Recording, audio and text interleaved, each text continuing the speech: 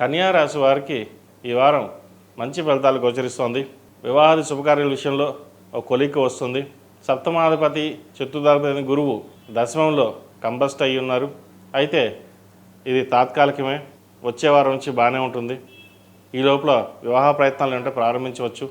మంచి సంబంధం కుదురుతుంది. అదేవిధంగా వ్యాపారపరంగా మంచి అవకాశాలు కలిసి వచ్చే విధంగా గోచరిస్తోంది. మీ తెలివితేటలతోటి వ్యాపారాన్ని అభివృద్ధి చేయగలుగుతారు. అదేవిధంగా ఉద్యోగంలో కూడా ప్రమోషన్స్ వచ్చే అవకాశం గోచరిస్తోంది. ఆరోగ్యపరంగా చిన్న చిన్న ఇబ్బందులు ఉంటాయి, జాగ్రత్త తీసుకోవాలి. 6 రాహు ఉన్నారు. సెల్ఫ్ డ్రైవింగ్ విషయంలో కావచ్చు, లేదా మోకాళ్ళ నొప్పులకు సంబంధించి జీర్ణ వ్యవస్థ సంబంధించిన విషయ వ్యవహారాలు కొన్ని జాగ్రత్తలు తీసుకోవాలి. చిన్న చిన్న జలుబు, దగ్గు, ఏదో ఒకటి ఇన్ఫెక్షన్స్ వచ్చే అవకాశం గోచరిస్తుంది. వాటి విషయంలో జాగ్రత్త తీసుకోండి. అదేవిధంగా భూ సంబంధించిన విషయ వ్యవహారాలు సానుకూలపడతాయి. అలాగే విదేశాల్లో ఉన్నవారికి మంచి అవకాశాలను చెప్పచ్చు. వచ్చిన అవకాశాలని జాగ్రత్త పరచుకోండి. విద్యార్థులకు కాలం అనుకూలంగా ఉంది. అయితే ఇమ్యూనిటీ పవర్ తక్కువగా ఉండడం వల్ల చదివిందే మళ్ళీ చదవడం, జ్ఞాపక శక్తి ఎక్కువగా ఉన్న చదువు విషయం తక్కువగా ఉంటుంది. వాటి విషయంలో కొంచెం జాగ్రత్తలు తీసుకోండి. సరైన పోషకాహారం ఉండడం అనేది చెప్పదగినది. విదేశాలకు వెళ్ళాలనుకున్న వారికి కొద్దిగా ఇబ్బందులు ఉన్నా కూడా అవి తీరిపోయి విదేశాలకు వెళ్ళే అవకాశాలు గోచరిస్తుంది. ఈ రాశిలో జన్మించిన స్త్రీలకు వృత్తి ఉద్యోగాల పరంగా, వ్యాపార పరంగా చక్కగా ఉంది. భాగస్వామి వ్యాపారాలు కలిసి వస్తాయి. జీవిత భాగస్వామి సలహాలు, సూచనలు మీకు ఎంతో మేలు చేస్తుంది.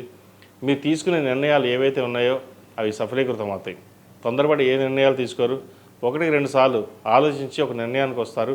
ఆ నిర్ణయం బాగుందా లేదా 10 మందిని కనుక్కోండి అంతే. కానీ అంతిమ నిర్ణయం మీదై ఉంటుంది.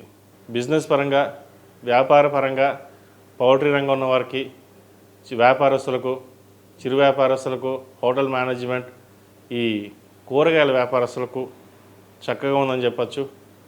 అదేవిధంగా సినిమా సంబంధించిన కళారంగాల వారికి, టెక్నీషియన్స్ కావచ్చు, యాక్టర్స్ కావచ్చు, లేదా లైట్ బాయ్స్ దగ్గర ప్రతి ఒక్కరికి చాలా అనుకూలంగా ఉంది. ద్వితీయ భాగ్యాధిపతి అయిన శుక్రుడు భాగ్యంలో ఉన్నారు. మంచి అవకాశాలు కలిసి వస్తాయి. అదేవిధంగా విహారయాత్రలు లేదా విదేశీ ప్రయాణాలు చేయవలసి రావచ్చు. మొత్తం మీద ఈ వారం ఈ రాశి వారికి చాలా వరకు బాగుందని చెప్పచ్చు. ప్రతిరోజు ప్రతినిత్యం ఓం నమో నారాయణ వృత్తులతో దీపారం చేయడం, మహాలక్ష్మి అమ్మవారికి మొగలి పువ్వు కుంకుమతో పూజించండి. అదేవిధంగా ఇంద్రాణి రూపం మెడలో వేసుకోవడం చెప్పదగిన సూచన. ఈ రాశిలో జన్మించిన వారికి కలిసి వచ్చే సంఖ్య 7, కలిసి వచ్చే రంగు ఎల్లో.